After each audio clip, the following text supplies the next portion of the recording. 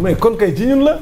bonne canalisation. ci ñun la parce que dañuy sanc te duñu bu ñuy ñëw bu ñuy sanc dañuy tabax rek war a jiital moom la mujjee mooy li ma la wax rek gis nga état loolu yëpp état la parce que état fu nit ñi sanc sax balaa ñuy sanc moom waroon na koo xool bu fekkee nit ñi dañuy sanc te kenn waxu leen ñu sanc mu arrêté ko mais Sénégal on laisse pourrir des choses xam nga bàyyi ko ba mu yegg benn niveau bi nag ba kenn dootu ko mën a contrôler c'est ça le problème parce que fépp fooy sanc li nga war a njëkk a def mooy xool ndax plan d'assainissement c'est ça waaw le plan d'assainissement ndax déjà c'est une zone habitable deuxièmement su fekkee ni c'est une zone habitable mën na taw aussi nga wut foo xam ne su tawee ndox bi day dem foofu bi day dem maanaam canalisation bu baax mais autoroute à péage bii ñu njëkk a def mais ci kaw ay dex la jaar leen fàtte lool autoroute à péage bi ci kaw ay dex la jaar donc amul liggéey amul lu mu mënul def gis nga affaire ndox yi ouvrage bu jaaree yoon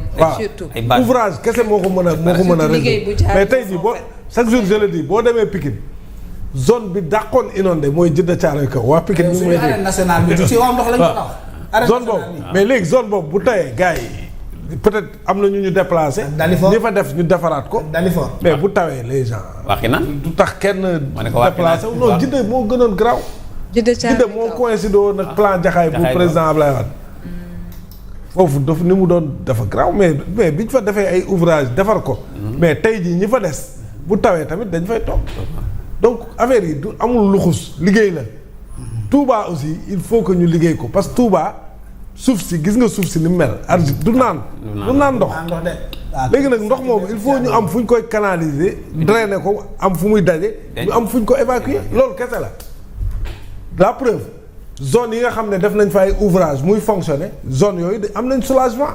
voilà y a des mu ngi noonu si effort du gouvernement. waaw yu bees camions yi. seen camions yi nee ñu ni dañuy manque ndox mi. waaw manque ndox bi mais terewul ndox maa nga fees dell ci. DER bi la BND. voilà. on salue. ça c'est des mesures. lii système bi mënul. ça c'est un système ponctuel. mais à terme li mën a régler problème bi mooy ñu concevoir ay ouvrage yoo xam ne.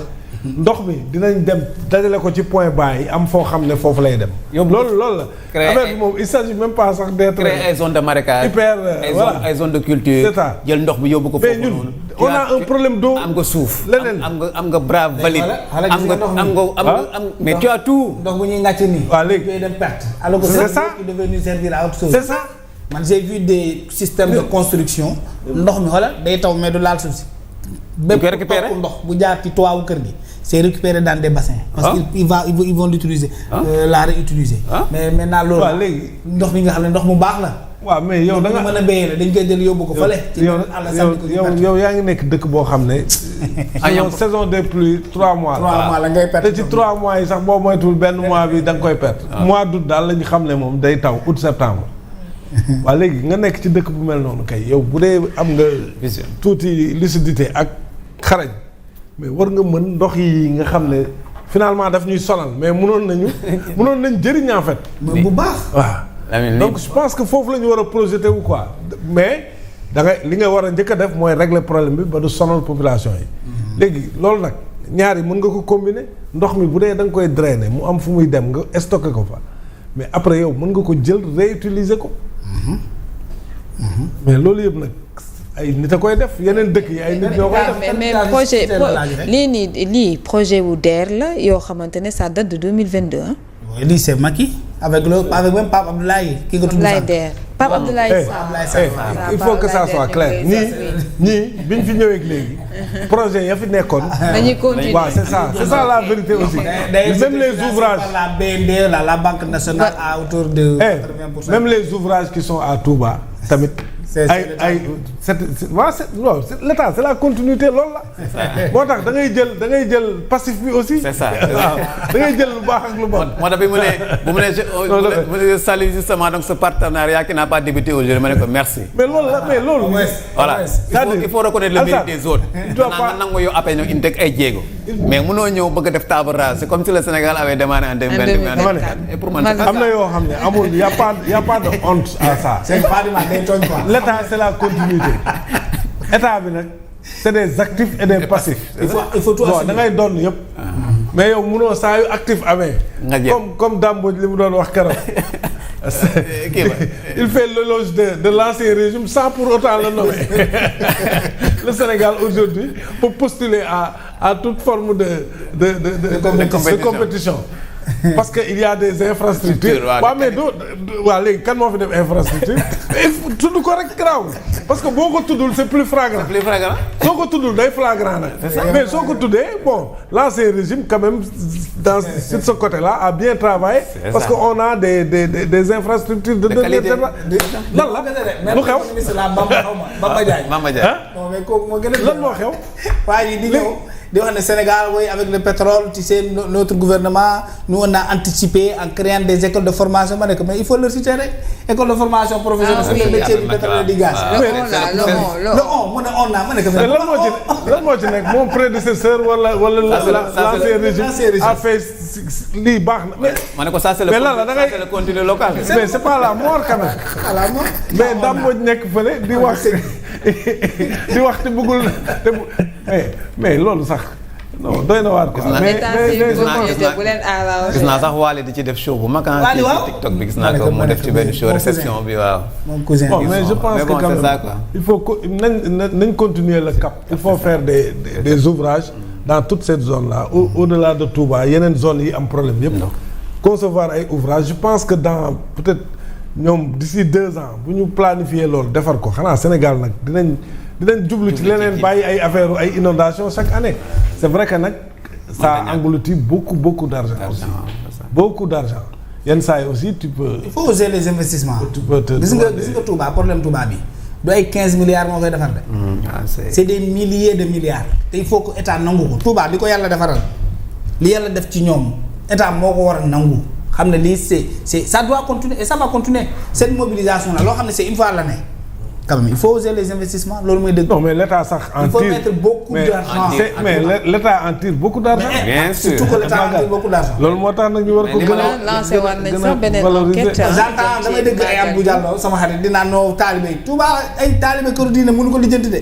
ça il faut aussi le mettre dans la tête de l'État. c'est ça Touba amul benn kër diine bu mën a jël xaalis lijjanti le problème de Touba. c'est pas possible parce que Touba n'est pas une partie à part entière à l'intérieur du Sénégal. Touba fait partie du Sénégal. Toutes les politiques publiques de l'État doivent impacter à Touba. waaw dañ ci war a bénéficier ça c'est clair. parce que ces inondations que nous avons à Touba bu ñu ko amoon ci biir Dakar mais État du am taxawaay bi. peut-être du am taxawaay bi il va mettre les moyens il faut les multiplier par 5 par 10 par 20 pour Touba. parce que Touba tey quand même. man nag Touba mais dañuy wax pour man nag Touba ce qui est plus scandaleux c'est le problème de l'eau. mais c'est ça. le problème de l'eau il faut que ñu régler ko.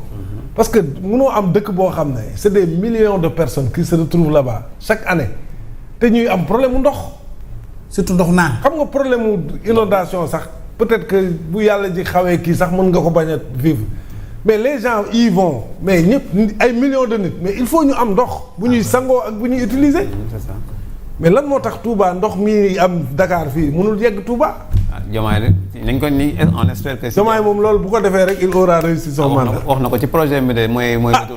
mais c'est vrai. je pense que la principale. il faut que ñu jël ndox mi yóbbu ko Touba parce que foofu amul fenn ci Sénégal fu nit ñu toll nii di daje. Kër Mama Sarr gii moom lañ doon di wax. moom lañ doon ci Kër Mama Sarr la war a jógee dem ko mais problème Kër Mama Sarr mooy. parce que Kër Mama Sarr également moom mooy alimenter Dakar. et donc ndox bu fa nekk également bu fekkee ne du doy pour ñaar yëpp. moo tax il faut créer d'autres alternatives pour que véritablement moo tax d'où l'intérêt justement de ce projet de Diomaye moo tax ma ne Diomaye au moins dem na fa même fi gars yi communiqué wuñu mais pour man autour de l'eau parce que loolu rek moo mën a régler di nga xamante ni une partie mais au moins voilà gars yi kay financé d'ailleurs tout financé Serigne Mbaye Thiam moo toog ne tout est financé te tey dañuy wax Touba rek mais problème bi ni mu amee Touba noonu la amee ci yeneen localité problème mu ndox également localité xamante ne également dañuy rencontrer des problèmes d'eau ah. Mbacké le maire mu ngi koy. ñàkkum ndox mu sell moom mooy signe de pauvreté bi gën a fës. nit bu amul ndox mu sell mu mën a naan. ah loolu moom mooy signe de pauvreté mënul gën a leer loolu. waxuma la am pour te confirmer boo demee dans le district boo demee à Diourbel diggante Touba Mbacké li fa jigéen ñi di ñàkk seen doom moo ëpp ci Sénégal parce que tout simplement ndox bi moo tax qualité ndox bi day impacté ci njur bi. ci santé ba nga xam ne jigéen ñi dañuy hypertendu donc souvent bu ñuy jël couche dañuy faral di perte seen couche yi parce que tout simplement ndox bi ñu naan moo tax ñu bëri bu ñuy fa ëmbee duñu nangu nekk foofu dañu leen di génnee côté boobu noonu pour ñu mën a am pour ñu mën a am ndox boo xamante ni dina leen permettre seen ëmb mën a mucc. C'est des études scientifiques yoo xamante moo tax dans ce pays là tamit. y a beaucoup de choses à revoir sunu gars yi dëkk bi métti na nag. loolu la ñu bëgg nag ñuy waxtaane mais souvent après on nous déroute ci ay yu ñàkk fere yoo xam ay président légitime président légal yooyu. bu dee ñi la jiite ñooy soobu ci débat boobu léegi man dama cee pare xam nga fan laa ci pare. depuis ministre bi jaawalee mu signé mu jël décret dàq directeur boo xamante ni. directeur bi décret moo ko. c'est-à-dire depuis quand dans ce pays là un ministre peut se permettre de signer un décret pour dégommer quelqu'un qui a été nommé par un décret. Par un décret président. décret moo ko fiy jëlee de. et nga bëgg koo yóbbu yow et puis tu oses légitimer ça. malheureusement mooy ñàkk xam li nga xam. mooy li ma wax Lamine wax moo dama la sax bi ngay wax di wax dafa war a jógee fii jóge ma ne on est plus dans ça maintenant. Merci beaucoup Alassane.